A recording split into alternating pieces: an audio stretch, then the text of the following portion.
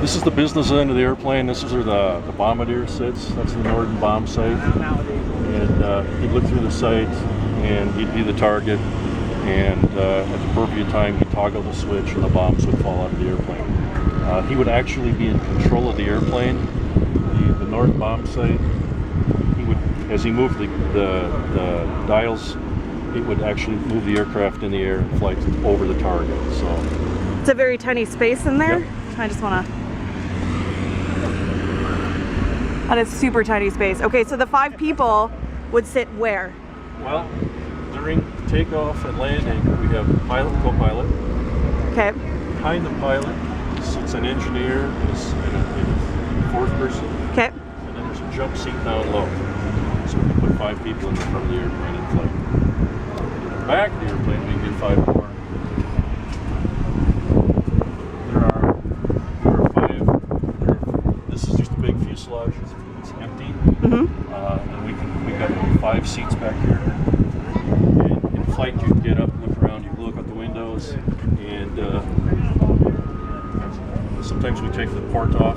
If you have a video camera, we'll let you videotape through the open port. Oh, awesome. If we're on a long flight, somebody can actually slide there's a pedestal seat back here. And what would you do back here? The person in the back here control the guns. Oh, okay. And that's it's a little bicycle seat on a pedestal inside there.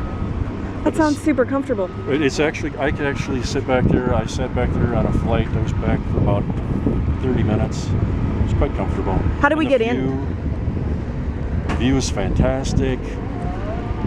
Actually thrilling, but after a little while, you start to think about the guys who were back there during the war, and the thrill kind of changes a little bit. It's more. You're at the mercy of. You're at the mercy of the enemy, because these guns don't move very much. So if there's somebody flying up from the side trying to shoot you down, there's really not much you can do. I just can't imagine that. It's a different breed of men back then. Anyway. How do we get inside? There's a couple of steps. This leads to the rear of the aircraft. Oh, cool.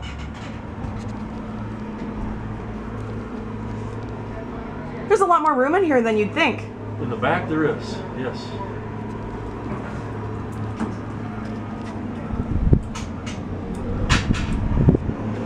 When this plane was first designed, it was actually a crew of 3.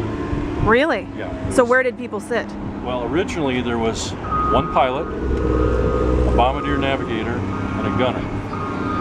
That was it. But that design didn't really work out for the Army, because back then it was the Army Air Corps.